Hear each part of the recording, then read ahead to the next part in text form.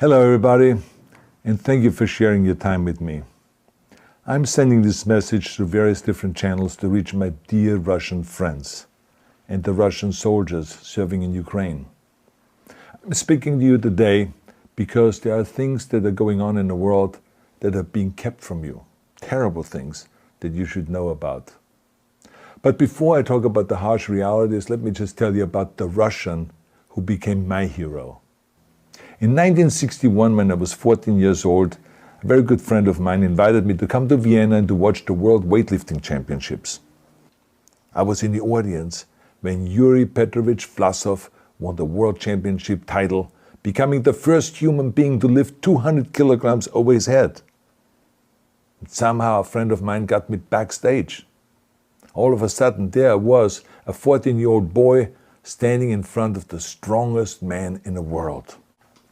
I couldn't believe it. He reached out to shake my hand. I still had a boy's hand. He had this powerful man's hand that swallowed mine. But he was kind, and he smiled at me. I will never forget that day. Never. I went home and I put his photo above my bed to inspire me when I started lifting weights. My father told me to take down that picture and to find a German or an Austrian hero. He got really angry, and we argued back and forth. He didn't like Russians because of his experience in the Second World War. You see, he was injured at Leningrad, where the Nazi army that he was part of did vicious harm to the great city and to its brave people. But I did not take the photograph down, no, because it didn't matter to me what flag Yuri Vlasov carried.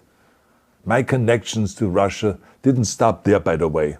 Oh, it actually deepened when I traveled there with bodybuilding and for my movies and met all my Russian fans.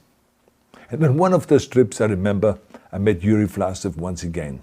It was in Moscow during the filming of Red Heat, which was the first American movie allowed to film in Red Square. Now, he and I spent the whole day together. He was so thoughtful, so kind, and so smart, and, of course, very giving. He gave me this beautiful blue coffee cup. And ever since then, I've been drinking my coffee out of every morning.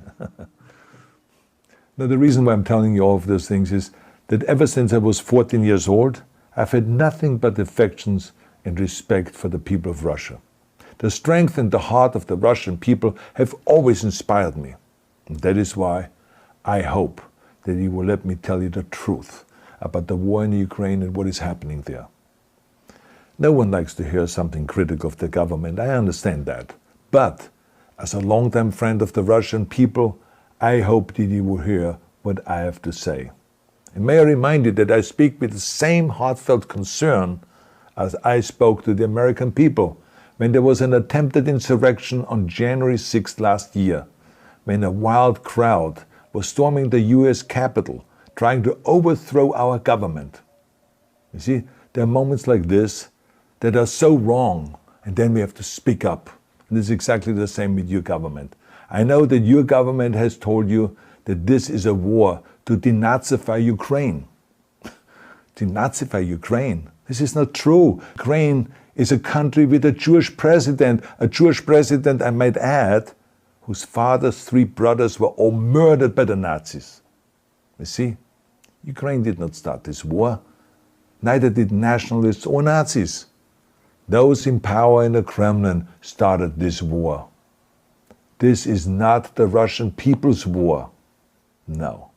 As a matter of fact, let me tell you, what you should know is that 141 nations at the UN voted that Russia was the aggressor and called for it to remove its troops immediately. Only 4 countries in the entire world voted with Russia. That is a fact. See, the world has turned against Russia because of its actions in Ukraine. Whole city blocks have been flattened by Russian artillery and bombs, including a children's hospital and a maternity hospital. 3 million Ukrainian refugees, mainly women, children, and elderly, fled their country, and many more are trying to seek to get out. It is a humanitarian crisis. Because of its brutality, Russia is now isolated from the society of nations.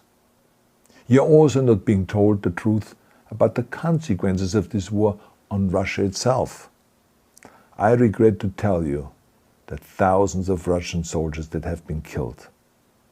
They have been caught between Ukrainians fighting for their homeland and the Russian leadership fighting for conquest. Massive amounts of Russian equipment have been destroyed or abandoned. The destruction that Russian bombs are raining down upon innocent civilians has so outraged the world that the strongest global economic sanctions ever taken have been imposed on your country. Those who don't deserve it on both sides of the war will suffer.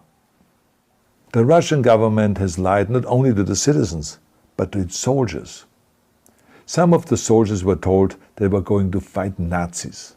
Some were told that the Ukrainian people would greet them like heroes. And some were told that they were simply going on exercise. They didn't even know that they were going into war. And some were told that they were there to protect ethnic Russians in Ukraine. None of this is true. The fact is that Russian soldiers have faced fierce resistance from the Ukrainians who want to protect their families and their country. When I see babies being pulled out of ruins, I think that I'm watching a documentary about the horrors of the Second World War, not the news of the day. Now let me tell you, when my father arrived in Leningrad, he was all pumped up on the lies of his government. And when he left Leningrad, he was broken, physically and mentally. He lived the rest of his life in pain. Pain from a broken back, pain from the shrapnel that always reminded him of these terrible years, and pain from the guilt that he felt. To the Russian soldiers listening to this broadcast, you already know much of the truth that I've been speaking. You've seen it with your own eyes. I don't want you to be broken like my father. This is not the war to defend Russia that your grandfathers or your great-grandfathers fought. This is an illegal war. Your lives, your limbs, your futures are being sacrificed for a senseless war condemned by the entire world. Now, to those in power in the Kremlin, let me just ask you, why would you sacrifice those young men for your own ambitions? To the soldiers who are listening to this, remember that 11 million Russians have family connections to Ukraine. So every bullet you shoot a brother or a sister. Every bomb or every shell that falls is falling not on an enemy, but on a school, or a hospital, or a home. I know that the Russian people are not aware of such things are happening. So I urge the Russian people and the Russian soldiers in Ukraine to understand the propaganda and the disinformation that you are being told. I ask you to help me spread the truth.